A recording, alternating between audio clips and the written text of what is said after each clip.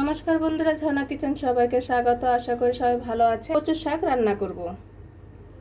আমরা এখানে কচু শাক ভালোভাবে ধুয়ে সিদ্ধ করে নিয়েছি এবং একটু হাত দিয়ে চিপ দিয়ে জলগুলো ফেলে দিয়েছি। আর আমাদের লাগছে এখানে মাত্র আধা চা চামচ পরিমাণের মতো আদা এবং কাঁচা জিরা শিলপাটায় বেটে নিয়েছি। আর এখানে 1 চা চামচ পরিমাণের মতো আদা আমরা শিলপাটায় থেতো করে নিয়েছি। 2টি শুকনো লঙ্কা এবং 5 ফোড়ন দিয়ে 1 চা চামচ পরিমাণের মতো আমরা 5 ফোড়ন নিয়েছি। আধা চা চামচ পরিমাণের মতো ধনিয়ার গুঁড়ো আর আধা চা চামচ পরিমাণের চেয়ে কম লঙ্কার গুঁড়ো এবং হলুদ গুঁড়ো। আর এখানে 2 চা চামচ পরিমাণের মতো চিনি নিয়েছি। চলুন রান্নাটি শুরু করি। আমরা এখানে 2 চা চামচ পরিমাণের মতো সাদা তেল দিয়ে দিয়েছি এবং লঙ্কাগুলোকে আমরা মাঝখান দিয়ে ছিঁড়ে দিয়েছি। আদা দিয়ে দেবো। এখন একটু ব্রাউন কালার হলে আমরা 5 ফোড়ন দিয়ে দিব। এখন 5 ফোড়ন দিয়ে দিব।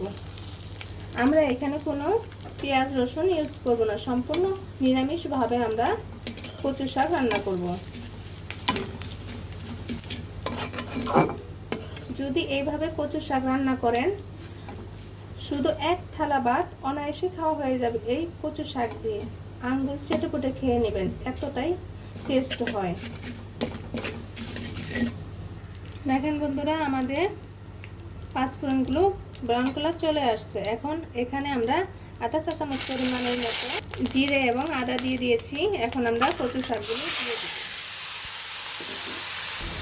এখন প্রয়োজন মতো লবণ,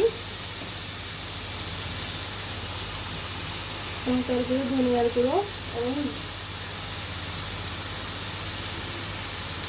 চিনি। আমরা এখানে 2 চা চামচ পরিমাণের মতো চিনি দিয়ে দিয়েছি, কারণ কচু শাক মিষ্টি মিষ্টি হয়। আর আমরা বেটে রাখা জিরে এবং আদা আমরা দিয়ে দিব। এখন সব উপকরণ একসাথে অনবরত নেড়ে চেড়ে নামিয়ে নিতে হবে। আপনারা চাইলে এখানে কাঁচা লঙ্কাও দিতে পারেন, কাঁচা লঙ্কা ছিঁড়ে দিতে পারেন, কিন্তু আমার সামান্য পরিমাণের মতো লঙ্কার গুঁড়ো এবং চিনি দিয়ে খুব বেটার লাগে। আপনারা অবশ্যই চিনিটা ইউজ করবেন পরিমাণে। আপনারা যদি চিনি কম পছন্দ করেন তাহলে অল্প একটু দিয়ে দিবেন।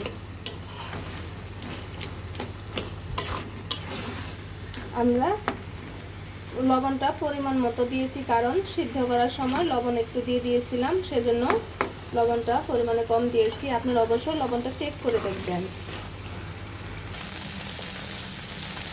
কচু শাক হয়ে গিয়েছে প্রায়, আর একটু হবে। আপনারা কিন্তু অনবরত এইভাবে নেড়ে চেড়ে দিতে হবে, না হলে মিশিয়ে পোড়া লেগে যাবে, খেতে ভালো লাগবে না। আমরা আর 1 থেকে 2 মিনিটের মতো এভাবে শাকটা নেড়ে চেড়ে নামিয়ে নেব। আমাদের কচু শাক হয়ে গিয়েছে, এখন আমরা নামিয়ে নেব। দেখুন বন্ধুরা, আমাদের কচু শাক তৈরি হয়ে গিয়েছে, কত সুন্দর দেখাচ্ছে। আপনারা অবশ্যই কমেন্টে জানাবেন কেমন হলো। ভিডিওটি দেখার জন্য ধন্যবাদ। Thank you.